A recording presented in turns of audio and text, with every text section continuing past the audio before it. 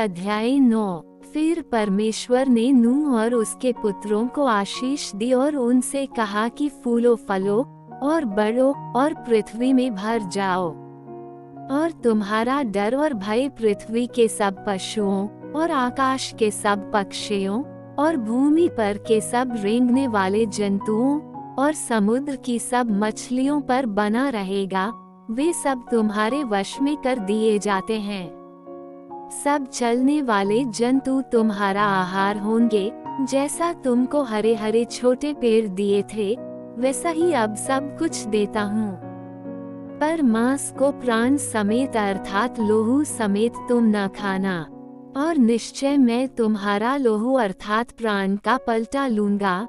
सब पशुओं और मनुष्यों दोनों से मैं उसे लूंगा। मनुष्य के प्राण का पलटा मैं एक एक के भाई बंधु से लूंगा।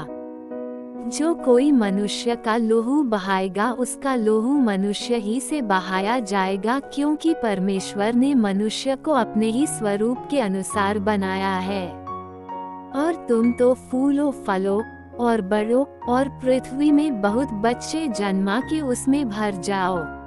फिर परमेश्वर ने नूह और उसके पुत्रों से कहा, सुनो, मैं तुम्हारे साथ और तुम्हारे पश्चात जो तुम्हारा वंश होगा उसके साथ भी वाचा बांधता हूँ, और सब जीवित प्राणियों से भी जो तुम्हारे संग है, क्या पक्षी, क्या घरेलू पशु, क्या पृथ्वी के सब बनेले पशु, पृथ्वी के जितने जीव जंतु जहाज से निकले हैं, सबके साथ भी मेरी यह वाचा बंधती है। और मैं तुम्हारे साथ अपनी इस वाचा को पूरा करूंगा कि सब प्राणी फिर जल प्रलय से नाश न होंगे, और पृथ्वी के नाश करने के लिए फिर जल प्रलय न होगा। फिर परमेश्वर ने कहा, जो वाचा मैं तुम्हारे साथ और जितने जीवित प्राणी तुम्हारे संग हैं उन सब के साथ भी युग युग की पीढ़ियों के लिए बांधता हूँ, उसका ये चिन्ह है कि मैंने बादल में अपना धनुष रखा है। वो मेरे और पृथ्वी के बीच में वाचा का चिन्ह होगा। और जब मैं पृथ्वी पर बादल फैलाऊं, जब बादल में धनुष देख पड़ेगा, तब मेरी जो वाचा तुम्हारे और सब जीवित शरीरधारी प्राणियों के साथ बांधी है, उसको मैं स्मरण करूंगा।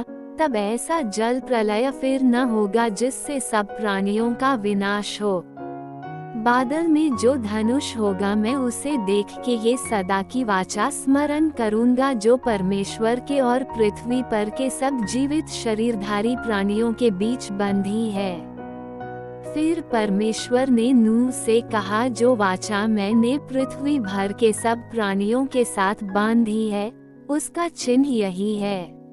नूह के जो पुत्र जहाज में से निकले, वे शेम, हाम और येपेत थे, और हाम तो कनान का पिता हुआ। नूह के 3 पुत्र ये ही हैं, और इनका वंश सारी पृथ्वी पर फैल गया।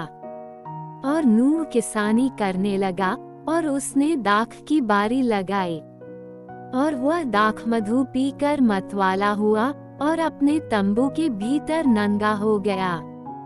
तब कनान के पिता हाम ने अपने पिता को नंगा देखा, और बाहर आकर अपने दोनों भाइयों को बतला दिया।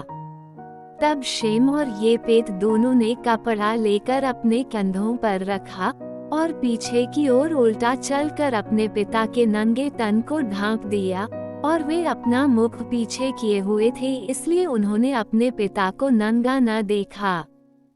जब नूह का नशा उतर गया, तब उसने जान लिया कि उसके छोटे पुत्र ने उससे क्या किया है। इसलिए उसने कहा, कनान शापित हो, वह अपने भाई बंधुओं के दासों का दास हो। फिर उसने कहा, शेम का परमेश्वर यहोवा धन्य है, और कनान शेम का दास होवे। परमेश्वर येपेत के वंश को फैलाए, और वह शेम के तंबुओं में बसे, और कनान उसका दास होवे। जल प्रलय के पश्चात नूह 350 वर्ष जीवित रहा, और नूह की कुल अवस्था 950 वर्ष की हुई। तत्पश्चात वह मर गया। परमेश्वर इस वचन के पढ़े और सुने जाने के द्वारा आप सभी को आशीष दे।